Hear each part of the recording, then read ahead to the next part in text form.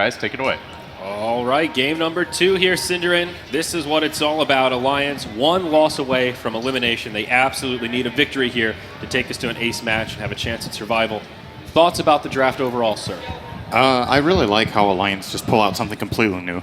When they're on the brink of elimination, like you said, they have to win. They choose a Mirana Bane opener, which we haven't seen for a very long time. Reminiscent for me of Sigma International that used to play that quite a lot, also with Mad as the drafter, I believe, for that team. So when I think of Mad, one of the first heroes that comes to mind is the Bane Elemental. Yeah. I mean, there was that period on Sigma where it was just, if you let that in the pool, you were going to suffer some sad nightmares. I like Alliance's draft more here. I think their laning stage is going to go fairly easily for them. All right, Loda is actually looking to maybe get involved in a fight here. I believe Fata will just get this rune and get away. The question is, this arrow? No, not even close. Okay, so biggest surprise for me in the entirety of this draft was Cloud9 not banning out Axe after they picked Brood for the last ban. They banned Legion Commander, which, yes, does well against Brood, but I think Axe is generally a stronger lane counter and a stronger hero in general in the games. A little bit surprised that's what they went for. Definitely agreed there. Arrow connects onto Fata, set up from Mad. Could this be your first blood? They've got the damage for it. Mad gets it, and Fata ends up in the grave earlier than expected. This is a really good start for Alliance, and so Nikwa will not be laning against the Brood, at least from the start. The Axe will be playing in the offlane against Troll, which is also pretty okay for Axe. If Troll harasses him from range, he gets counter helix procs, and then he gets some farm. If Troll tries to fight him melee, he loses generally. So this is a decent matchup for Nikwa. They might have expected that the Brood would be top, because Cloud9 would try to dodge getting Brood against Axe. And we do see the response here. Nikwa is just going to show on bottom. He poured it down here. They're going to swap lanes. Pycat will be heading out momentarily. And okay, I don't know. I feel like this lane is actually unwinnable for Brood. There's a couple of matchups where Brood is the underdog, but can win if you play it super well. In my opinion, Axe has to play terribly to lose this lane. Like, you really have to mess up.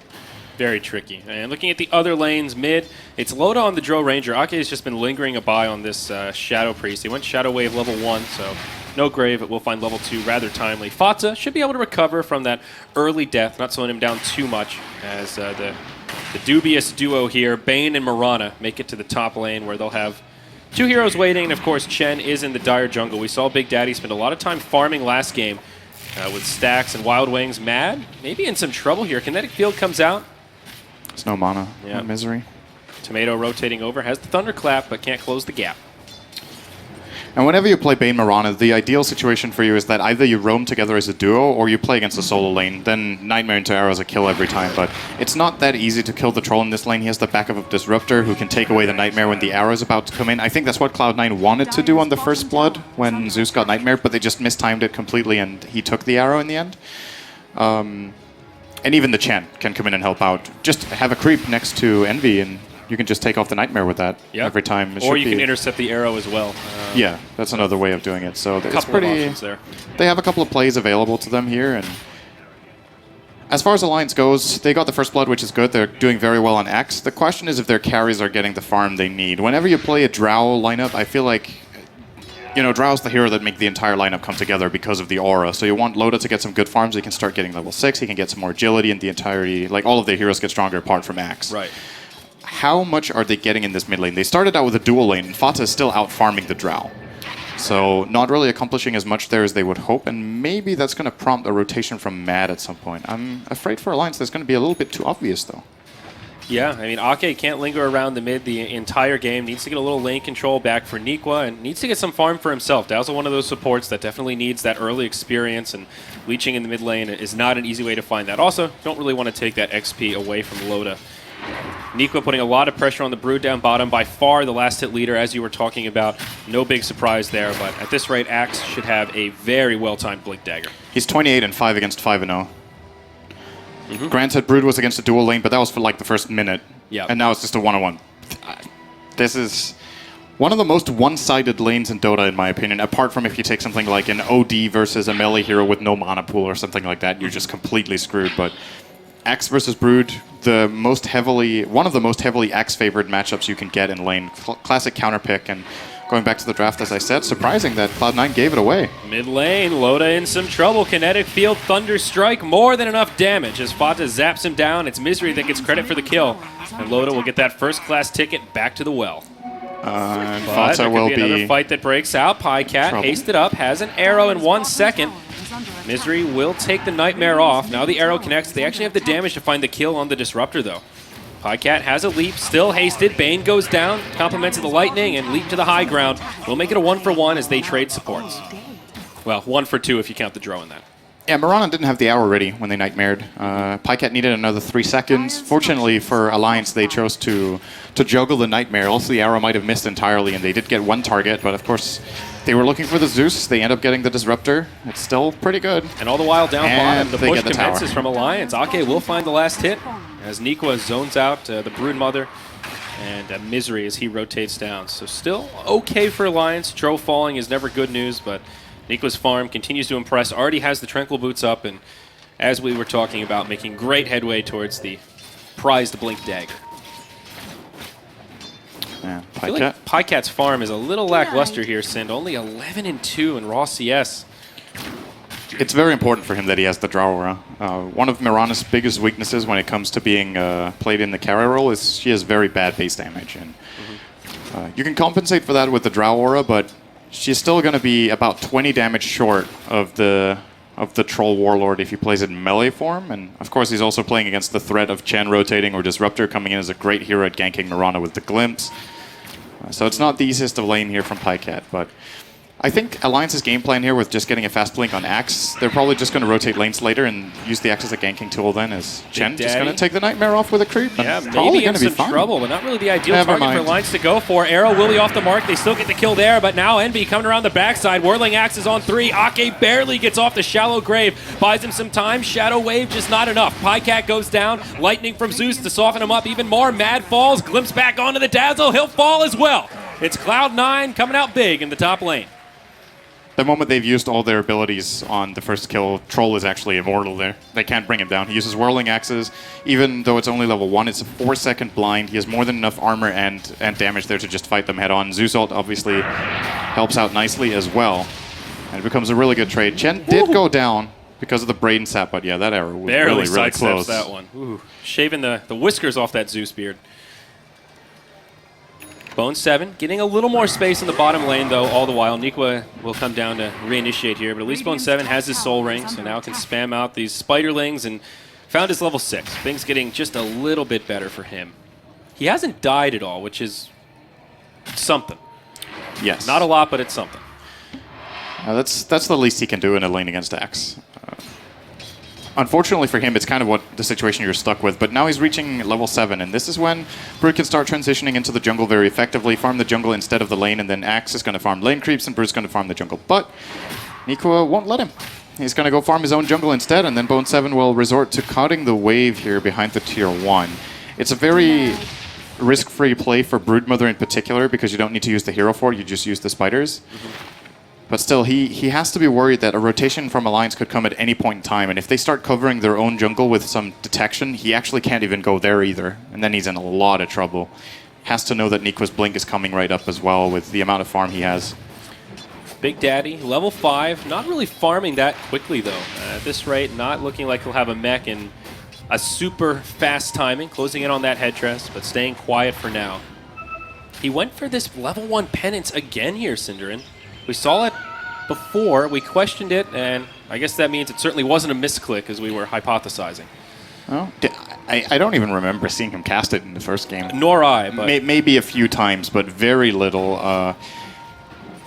What could this be for? Does it work on Roche? Might break the Lincoln's effect. I don't know if it actually slows... Well, if it Roche. breaks it, then it works. Then he can get I want to say yes. I'm pretty sure if it's a it works on 14% damage amp on Roshan, that's actually kind of nice. I mean, it's... Yeah, but how soon are they going to be taking Roshan? You really need to skill it pre-level 6? That's the other question. Nikwa getting a little aggressive here, gets glimpsed back to basically where he was.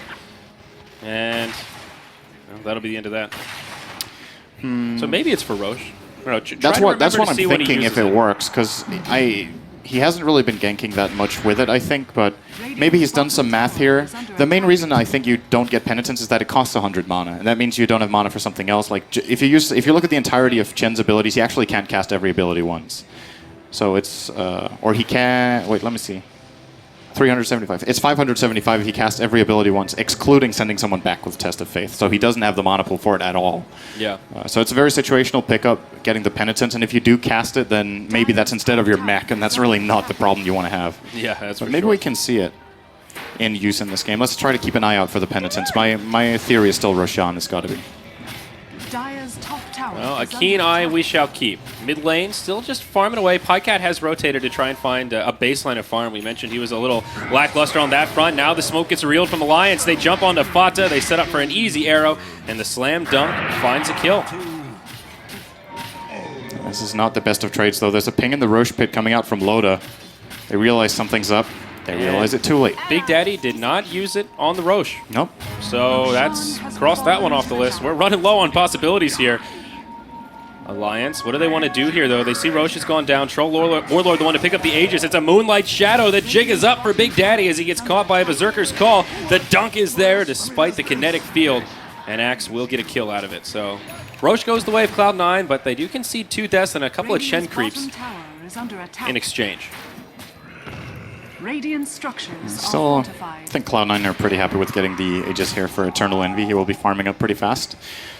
The big farm leader still acts by quite a few hundred down to the 2nd place, but then the next 3 are all Cloud9. And considering how Brood got run over in lane, it's similar to what we saw in the game with Vici Gaming versus Cloud9, where Brood actually died like 5 times in lane and still kept up a nice net worth. And well, now Bone 7 has a hand of Midas, so he's going to be doing begins. fine. They also claim the bottom tier 1 tower. It is going to be denied here by Ake, but important map control to gain for Cloud9. Getting access into the Radiant jungle is a key component in making Brood as useful as possible. Yeah, both Pycat and Loda kind of struggling to really come online here. You see this build on Drill Ranger. Usually when she's a bit behind, Power Treads into triple Wraithband, getting every little bit of agility he can to give more damage to his team. And you look at Pycat's inventory, pretty sparse. Singleton Wraithband for him and just Phase Boots Bottle. Bane farming about on point with these Archer cores for Alliance, which is usually not a great sign. No, the laning stage for Alliance did not go as they hoped, apart from the Axe, who did great. He's going to jump mid. On to Musery. They'll cut off his head and hang it on the wall. And Nico is doing great in this game. He's 3-0, and 86 CS minute 11 is definitely very good on the Axe. So he's getting the job done. But like I said, the farm is still lacking for Alliance. And you've got to worry for them when Bone 7 starts taking over their jungle, right? How much farm can they actually get? They can get the lane farm, they can get their Ancients, and then that's kind of it. They can't really invade the Dire jungle when Troll has an Aegis and they're invading into Zeus. It's very difficult. As they try to put some pressure here, will not claim the tower. Misery. Thinking about the glimpse, that's a short one. Less than ideal for sure. Dazzle does find level 6, though. We've talked about the weave as one of the reasons why Dazzle is picked up now a bit more than he was. So we're seeing teams really group up and utilize the power of that ultimate. Nikwa looks like a Blade Mail will be on the horizon for him on the Axe. Fairly tried and true item, though. Not something you see every game. Thoughts about it here? It's really good against Zeus and Disruptor. Not so much against the Axe and Brood, against the Troll and Brood. It can be okay against Troll on occasion, I guess. If he starts taking a fist fight, you just pop the Blade Mail and he has to like make a decision. Right. But it's very, very nice against Zeus. And Disruptor, if you get caught in the kinetic field, you pop in the Storm, you can actually maybe kill off the Disruptor by Blade Mailing inside the Static Storm. That's pretty nice. So yeah, certainly. It's pretty okay here. The thing is, his next item might be a BKB because he has to be able to reliably engage into the Dire side, and then if he uses BKB together with Blade Mail, he's not really reflecting onto the Zeus and Disruptor anymore because they're not damaging him. But true. It's like a nice build-up where for a 5 to 10 minute period, this Blade Mail can actually be really useful, and he needs to get value out of it, and then if you want to look at it that way, it's an 1,100 gold investment, right? He can sell it again for half and then get another item later on if he wants. Mid lane, Mad could find himself in a sticky situation. Fata comes in to initiate, and the follow-up from Misery is there, but Mad will wander away, glimpse back into the Static Storm. Pycats here with the double damage. That'll repel these heroes, and they'll actually keep their Bane alive. Arrow flies through, will be off the mark. Meanwhile, in the top lane, Loda trying to defend this push, but Envy and Big Daddy, they're going to claim 2 towers off this. They've got a great spread of creeps, and the tower will go down. Yeah, nicely denied by the Drow Ranger, but that was so expensive for Alliance. They try to go for the gank. It actually doesn't work. They use Fiend Script. It gets immediately cancelled by, I think, the Static Storm from Misery. Yeah. They lose the top tier 2 tower. Bone 7 is pushing the bottom tier 2 tower. I think they actually even smoked for that gank? Or did they? Maybe they just rotated or used Moonlight Shadow. Nah, that's a while ago they used that. So I didn't see. It was not a Moonlight Shadow. I think they just rotated. They might have just rotated for it, but unsuccessful. They lost a lot of map control, a lot of gold on that. And you can tell, like, if you look at the Radiant's vision, how starved they are on vision. They do plant one ward in their own jungle, but apart from that, they're really playing in the dark as far as their own half goes, and that's the Brood dream. That's exactly what he wants. I was just going to point out how well this Brood is farming. You look at that net worth chart, and he is on the up and up, nipping at the heels of that Axe, who has been the leading farmer this entire game. And this is part of the power of that Brood Mother. We brought it up time and time again. The power of this hero to make space, either by feeding, hiding in the trees, and then recovering through a Hand of Midas and just clearing out the jungle. Nikwo will find him here, tries to finish him off, but just doesn't have the damage, and Bone 7 will happily TP home. Nice heads-up play, no way to stop it, and he'll live. It's actually very impressive that Bone 7 has overtaken Envy in net worth. He does have the Midas going his way, but even considering that, he had a very hard lane in the start. And he's going to itemize. This is a build that we've seen a lot coming out from Zai. It's great. I want to call it a jungle domination build, because it disallows supports from actually getting into their own jungle again and trying to control. And as far as fights go, you're very mobile. It's very easy to find angles, especially when your Dagon levels up. You can easily find angles to cast it, and a surprise burst out of nowhere can be really useful, as Fatsa does claim Ake. My boy Ak. My boy Ak. Oh, glimpse back onto Pycat, leap out. Yeah, he'll be all right. Tower for now sure. This tier 1 tower. Just kidding, maybe not. I don't even know. All right, it's not a tower. They were thinking about it, but they did decide to pull back here. I think they're still thinking about it, lingering around a bit longer. They'll lose their tomato. Well, that doesn't mean they can't commence the push. The Wild Wing, he'll go into the dance party and get that tornado onto the field to try and zone out some of Alliance. Hoping to maybe find the Axe and break his Blink Dagger, which he will do successfully. Though the tower's still standing. Glyph on cooldown. How did CLOUD9 want to do this? Ooh. Oh, that was flying out for Fata. I think that's a point booster. That was a point booster. He's not going to be happy with that. That's the build-up for his Bloodstone. He went for a Blink first, which I think is... it's pretty unusual for Fata. He likes getting the Bloodstone first, but in this game, the mobility has been proving useful against the Mirana Arrow, against Axe, looking for initiation, so it has been nice, but... Yeah, Alliance will get that tier 1 tower mid. Nice little pick-me-up for Nikwo there. Puts his ultimate on cooldown, but well worth it. Get like 900 gold and denying the 1200 for Zeus for a while. Bottom tower will go down though. You know, have one tier 2 and one tier 1 remaining, both in the mid lane. Classic situation against Brood. Seems like the side lane towers go down because either you try to defend bottom against Brood and it opens up top, or you're somewhere else and Brood takes bottom. But mid lane is still looking okay for Alliance. But that mid tower is going to fall. I still think the big problem is this Mirana. She's supposed to be their big, beefy core, and you look at her net worth compared to someone like Chen, and they're strikingly even. Only Drum of Endurance and Phase Boots as core items on Pycat. Still not finding much space to farm. This is a hero that really does not play well from behind. Like, you can land a great arrow, which, you know, can be a game changer, but that's like the only thing you can do. There's a lot of carries that when played from behind can actually still do a lot of damage. Mirana sucks without farm, let's be honest, when it comes to damage output. Let's just be bold about it. She's awful. Okay. She doesn't really have anything that scales. Like, it's good that they have the Drow, because if they didn't have the Drow, Pycat would be farming a lot slower. He would have even less impact when it comes to, say, in 5 to 10 minutes. The Drow can be the saving grace for the Mirana, but it's really not a good hero without farm in a core position. Arrow almost hits Misery there in the Radiant jungle. Loda has been able to pick up a Yasha, also got his level 11, so now Marksmanship giving that aura even more damage from around the map. Up to 52. Glancing at the net worth chart here, CLOUD9 up by about 5k golden experience. Pretty good margin for 18 minutes in. Taking control of this game so far. Envy, he's getting there, working on probably a Sanjin Yasha.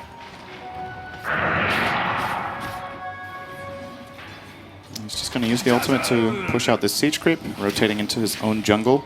Might be a little bit nervous about getting ganked right now. They don't have that much information apart from the fact that, well, they're not in the Radiant jungle because Brood is scouting that out constantly. So whenever they see that the jungle is clear, they're going to be nervous for the side lanes. And Envy just playing passively here is perfectly fine. CLOUD9 they have to know that they're winning every single minute like this. And oh, absolutely. I mean, this is This is what Brood loves to do. He's got a Dagon and hasn't found any kills yet. Still 0, 0, and 0, but it's not a cause for concern because they're just farming so much more effectively. And this is very comparable to how Secret were playing with Brood at DAC, where they would pick it together with, for example, they would play the Chen from Puppy together with a Shadow Fiend of Arteezy just farming. This time it's kind of the same recipe, but it's a Troll Warlord farming for Eternal Envy, but the Brood is still doing the same thing, the same build, the same aggression, trying to just cover the map. And I don't think I'll ever forget that elimination match from DAC with the Zai Broodmother going Dagon Rush. That was a tough game for Envy fans around the world. It's so difficult when this Dagon starts getting leveled up. He can actually like one-shot it. Look at Ake's health. Like that's just food. Right there. He actually dies to spawn Spiderlings in a Dagon level 3, I think. So he won't even get time to react. Mad, health pool 900, kind of the same story as they will claim the top tier 1, so Alliance making a little bit of progress. It'll cost them though. Tier 1 mid falls and tier 2 bottom goes on down also. Is that one? No, that was already dead, I guess, wasn't it? Yeah, they only got the mid tier 1 there. But still, running out of access points here. Only one outer tower remaining for Alliance, that tier 2 in the mid lane. And that just furthers Brood's ability to control this jungle. There are no neutrals to be found. Even Envy joining in the invasion party here. CLOUD9 are just being way more efficient around the map. I think it's also easier for them with their draft. Alliance's draft, the reason I really liked it was that I was imagining Axe would destroy Brood in lane. Check. They did that.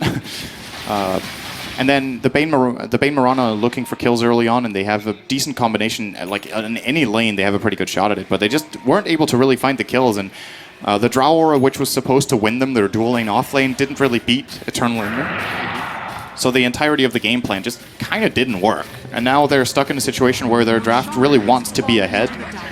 They're really far behind. They have very limited map control, no real way of contesting Roshan's, for example. Their team fight is not that easy to set up in the pit. They have Blink Call, which is great, but apart from that, it's not really that easy for them to get in on this dire lineup. Yeah, and as we've talked about, playing from behind is an issue for Alliance. They just don't have this great team fight team. If Nikwa can't find the initiation with the Berserker's Call or a stray arrow that nails somebody in the face, their ability to take a straight-up 5v5 team fight becomes a lot more difficult.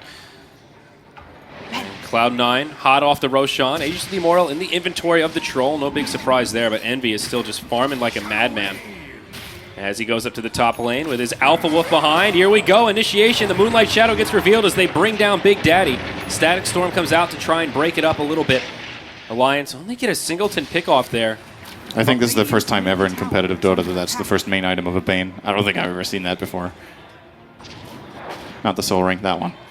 Oh. That is very unusual. The nice thing is you can cast it while you're using Fiend Script, I believe, so you actually disappear, similar to Witch Doctor, Deathlord. So it is kind of nice, but it's in pro-level play, it's very easily counterable. Like a Gem or a Sentry Ward can easily get the job done, and you're doing it against a Zeus, not to forget. Well, Nikwa now initiates on 2, but there's some follow-up damage. Misery will go down, gets chopped.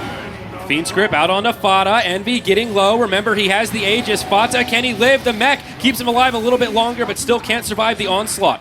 Mad in the front lines, caught inside of the kinetic field, but the Shadow Blade will keep him safe. The Berserker's Call from Nikwa catches 3. Alliance finally finding a fight that they needed. Envy will be isolated by the Nightmare. All of his friends are getting picked apart. Freddy Krueger tearing through his dreams as he tries to man up onto Loda. Shallow Grave comes out, and Envy will fall. That's the Aegis of the Immortal. Can they kill him again? The wolf finishes him off.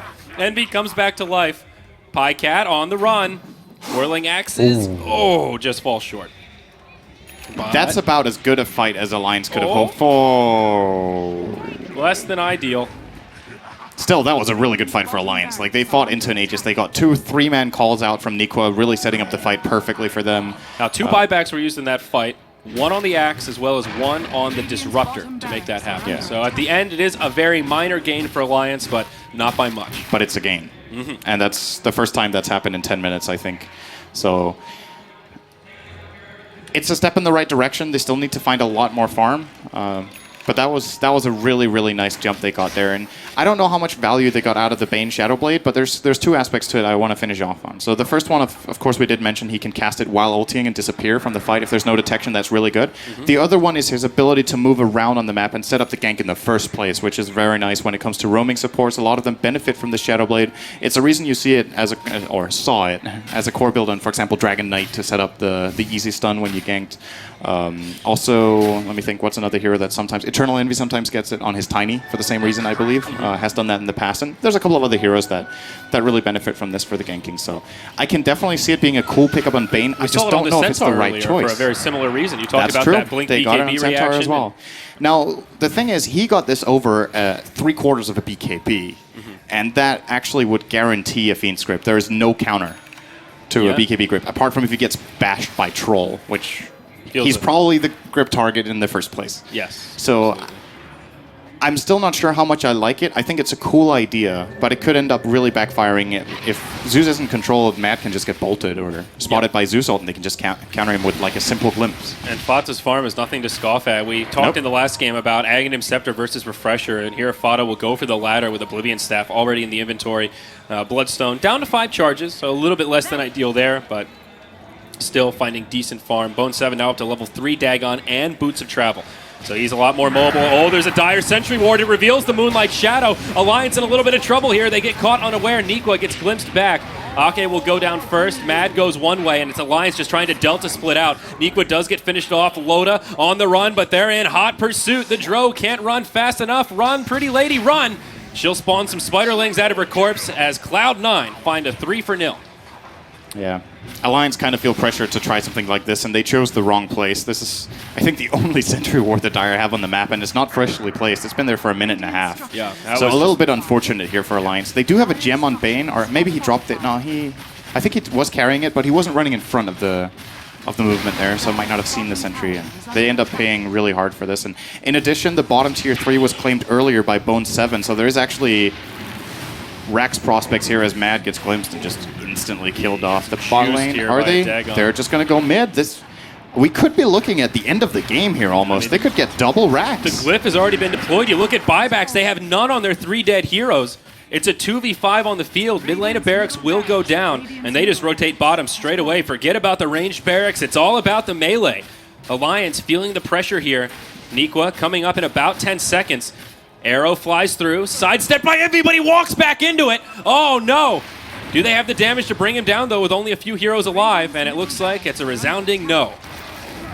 Dagon almost finishes off Ake, but he barely lives, able to mech up, and he'll head back to the well. So, not too bad for Alliance. Yes, they do lose the mid lane of Barracks, but bottom stays standing. That's pretty bad for Alliance. Could have been a lot worse. Yeah. Imagine if Envy didn't get hit by that arrow. It's true, they could have lost, but apart from that, that's almost as bad as it gets. Look at that graph. That's pretty ugly. It is. But yeah, I thought Cloud9 were going to get 2 lanes of Rax, so I actually agree. They got away with only losing 1 lane, but the problem is looking at Alliance's strength right now, what is it, really? It's very difficult. Bane, that's about it. It's very difficult for them to get into a fight and get an initiation that's gonna give them an advantage. The only way I see them winning the next fight is if Nikwa plays like a god and gets a 3 or 4 man call, maybe even twice is necessary. But now they're having the problem of just follow-up damage. That's a big item for Loda. Yeah, you look at Loda's inventory, not much progression, but there's the big one. Will help keep him alive, but he's still not hitting particularly hard. How's Pycat doing in his progression? Actually making some pretty big strides. Maelstrom now in the inventory. Blade of Alacrity picked up, probably a Yasha coming out next. So slow and steady for Alliance. They're farming a bit more, but then you look over at Envy, and this big bad Bruiser's already got an Eye of Scotty and another 3,000 gold to boot to work towards his next item. Well, we're going to hear a sound we've heard a couple of times this game. Alliance are looking for something, but once again, all the information that Cloud9 just have from this Broodmother, it's a nice pick. We've talked about this a couple of times in this tournament, how Cloud9 really seem to favor vision in their lineups with like something like a Zeus for the ultimate to get information, and Broodmother, arguably one of the absolute best scouts in the game. Yeah, here we go. Initiation. Nikwa 4 stabs in, but only catches Misery, not your ideal target. Fiend's Grip comes out onto Envy, but he survives through it. Mad just gets chopped down straight away. Envy doesn't have an Aegis here, getting very low. Met comes in, he stays alive a bit longer than planned. A 1 for 3 is now Pycat isolated. They'll find a kill on Fata. He commits suicide with the Bloodstone, but this is bad news bears for Alliance. A 2 for 4 with Pycat, 1 hit from death. He's gonna walk into this dire dance party and get zapped down for good measure. And Bone 7 actually has Boots of Travel ready. He could port to the bottom lane right now and start hitting these barracks. The only buyback available, well, they don't know what buybacks Alliance has, so maybe he just plays it safe here, but he could put some pressure here and actually force a buyback or just get the range tracks for free, but he's going to stay with his team top. A little bit surprising. This is like the ideal time to BOT, and now he's going to do it when the wave reaches, and going in here. A split push is real. Starting to hit the melee racks, changed his mind after 1 attack. Oh, that was a bit tankier than he thought, and then... No glyph for the Radiant here. This is... actually not as scary as I thought it would have been. CLOUD9 won't rush towards the base, and no buybacks will be deployed. They're missing the Ram. Troll Warlord is not there to destroy the buildings, but they're still going to take a range Drax bottom.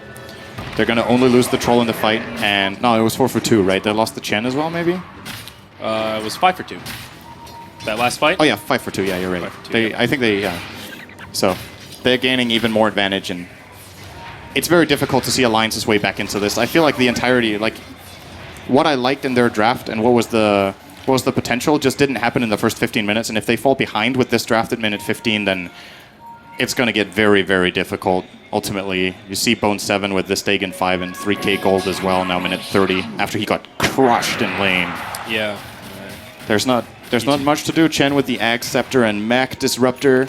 4 staff, probably going to be working toward an Ags as his next item. Envy starting to be 6 or 5 slotted very soon, and Zeus, even though he has died a few times in the game, still keeping up pretty well with the amount of farm he should have at this point. A couple of big items coming out. There we go. Now he's looking pretty good. Following that last fight on him, as well as the Broodmother making progress towards another big one. Arrow flies into the Roche, but actually hits the Direwolf, makes things a little easier for CLOUD9. Nikwa takes a Dagon to the face, and the ultimate from Zeus brings him down to the threshold for the Troll to finish him off. Glimpse back onto Pycat as Ake tries to run away. Brood will try to finish him off. Shallow Grave TP is there. Can Ake actually make it out? He can. No way to interrupt it. But CLOUD9 will command and conquer the Roche Pit, and that's another Aegis of the Immortal in the inventory of the Troll Warlord. And there's a little bit of cheese as well. Yummy, yummy cheese. Spiders love cheese. Oh, yeah. Classic. Classic. Stolen gem in the inventory of Moosery here. And CLOUD9 will just go back to farming for now, playing this one slow and steady. As you mentioned, they know how far ahead they are, or at least have a good idea of it. And there is no reason to take unnecessary risk here. I think they might try to push and end the game in 40 seconds when they have 2 Zeus ults and Disruptor has Static Storm again. They're going to come off cooldown at the same time, and you can just start sieging with the Troll with the Aegis. Like, how are Alliance going to kill him twice? They have to Berserker's Call or grip him on the first kill, and then it's going to be fairly easy for CLOUD9 to at least get one trade-off with the double Zeus ult and just a couple of Arc Lightnings and a Bolt. Yeah. And that's even disregarding anything Disruptor can throw. A Dagon 5 on Brood. They will always be able to find 1 or 2 kills while this Troll gets jumped. And do Alliance have the buyback is the question. I don't really think so. Yeah, CLOUD9 also have a lot of sustainability. Big Daddy did go for that Aghanim Scepter after Mech, a very common build, but huge healing potential that he can put out, and now has that Granite Golem. So this Troll getting even tankier as he's in those front lines. It looks like maybe thinking about a Butterfly next. Talisman of Evasion in the inventory of Envy. Possibly just some value evasion for now. Nope, upgraded into a full Butterfly because, hey, why not? He's got more money than he knows what to do with. Well, he wants to buy a Butterfly with it, see? Brood's got her biggin also. Synergizes very well with Zeus. Oh, boy. Oh, this is going to be ugly. There's one Zeus ult. It's going to set up a glimpse on Ake. And he will have a Shallow Grave. That'll keep him safe for now, but the Thunderstrike might be enough to just finish him off after the Grave. Nope, he's got the mech as well as a heal, but now load up BKBs to get the E-Blade off. But that's your 9-second BKB charge, and it's on cooldown for over a minute. Troll Warlord caught inside of the Fiend's grip. Remember, he's the one with the Aegis, but Static Storm is there to break it up. Mad gets blown up. Moonlight Shadow used by Alliance. Bane in the Grave. All of a sudden, it's a 4v5. Bottom lane of Barracks destroyed. And one lane of Barracks standing between CLOUD9 and victory. Yeah, that lane of Barracks is probably going to stand there for a good 10 seconds if they don't go on Troll instantly. He still has his ultimate ready. They've got a glyph, 12 seconds. It'll buy them a Right, little extra. I agree. They can buy it. Oh, well, maybe They're going to do this in style. They want the tier 4s. Style points for Cloud9 here, going for the tier 4s right away. And this should be the final fight for Alliance. They've got to make what little hold they can here. They're not even going to do it. That's it. GG is called. PyCat taps out, and it is Cloud9 that'll take this series 2-0. And that will end Alliance's run.